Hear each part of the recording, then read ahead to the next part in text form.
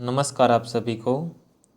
आज हम इस वीडियो के अंतर्गत कक्षा 7 विषय सामाजिक विज्ञान भूगोल का अध्याय है प्राकृतिक वनस्पति एवं वन्य जीवन अध्याय के महत्वपूर्ण एमसीक्यू प्रश्नोत्तर की चर्चा करेंगे, जो आपको आने वाले एग्जाम में बहुत ही उपयोगी साबित होंगे। तो आइए शुरुआत करते हैं इस अध्याय के प्रश्नोत्तरी।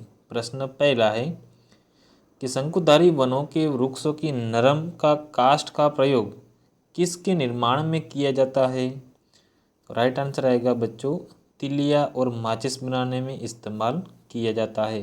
ऑप्शन ए करेक्ट है। प्रश्न नंबर 2, शंकुधारी वनों को क्या कहा जाता है? ऑप्शन ए ठंडे वन, टैगा, शुष्क वन या मेगा। तो उसे कहा जाता है टैगा। प्रश्न नंबर 3, उत्तरी गोलार्ध की उच्च अक्षांश पर कौन सा वन पाया जाता है? ऑप्शन ए उष्णकटिबंधीय वन, सेकंड है उष्णकटिबंधीय पर्णपाती वन, थर्ड है शंकुधारी वन या डी है भूमध्य सागरीय वन। तो उत्तरी गोलार्ध में जो उच्च अक्षांश पर वन पाए जाते हैं उसे कहा जाता है शंकुधारी वन। प्रश्न नंबर 4, फिजेंट तथा मोनाल जैसे पंछी कहाँ पाए जाते हैं? तो ये पंछी पाए जाते हैं बच्चों शीतोष्ण पर्णपाती वन के इलाकों में पाए जाते हैं। तो ऑप्शन 3 है वो करेक्ट है। प्रश्न नंबर 5, भारत, उत्तरी ऑस्ट्रेलिया एवं मध्य अमेरिका के बड़े हिस्से में किस प्रकार के वन पाए जाते हैं? तो वहाँ पे जो वन पाए जाते हैं वो है उष्णकटिबंधीय पर्णपाती वन। ऑप्शन सेकंड है करेक्ट। प्रश्न नंबर 6, उष्णकटिबंधीय सदाबहार वन कहाँ पाए जाते हैं? तो जो सदाबहार उष्णकटिबंधीय सदाबहार वन है वो है बच्चों भूमध्य रेखा एवं उष्णकटिबंध के आसपास के इलाकों में पाए जाते हैं। प्रश्न नंबर 7, उपयुक्त तापमान एवं परिपूर्ण वर्षा वाले क्षेत्रों में किस प्रकार की वनस्पतियाँ उगती है? तो उस भाग के अंदर जो वनस्पति उगती है वो उसे कहा जाएगा वन। प्रश्न नंबर 8, वनस्पति की वृद्धि किस पर निर्भर करती है? ऑप्शन ए लोगों के रहन सहन पर, खान पान पर, तापमान एवं नमी पर कि मिट्टी के अवलोकन पर। तो वनस्पति की वृद्धि है वो है तापमान एवं नमी पर निर्भर करती है।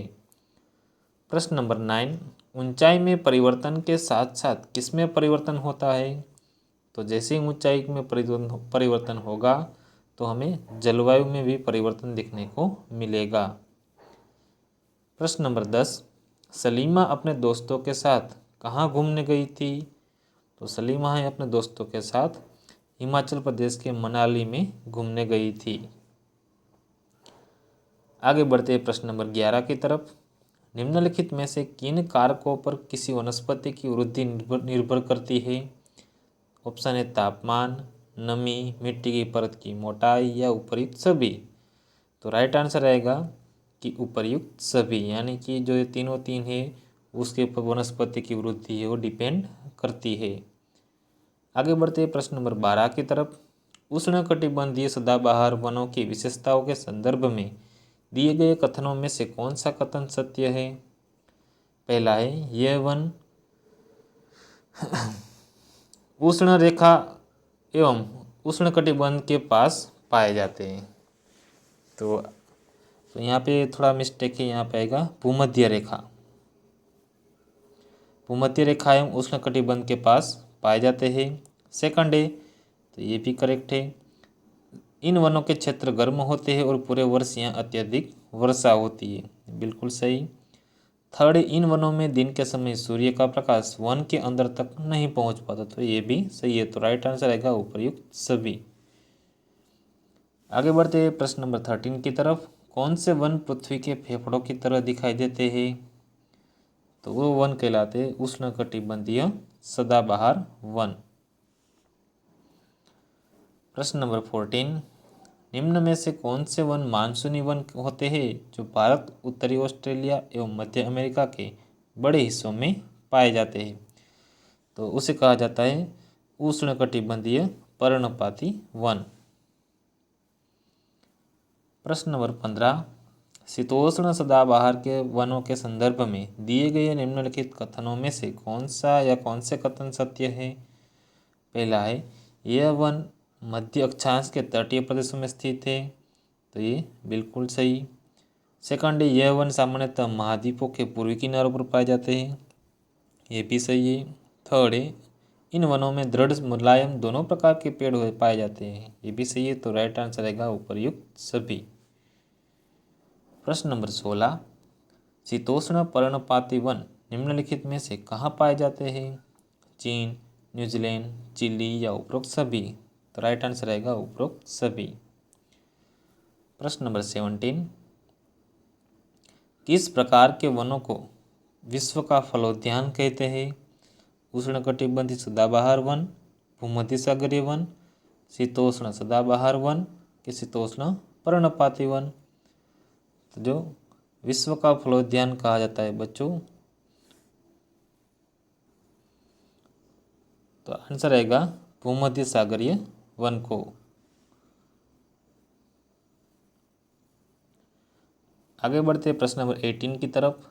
महाद्वीपों के किस भाग में भूमध्य सागरीय वनस्पति पाई जाती है?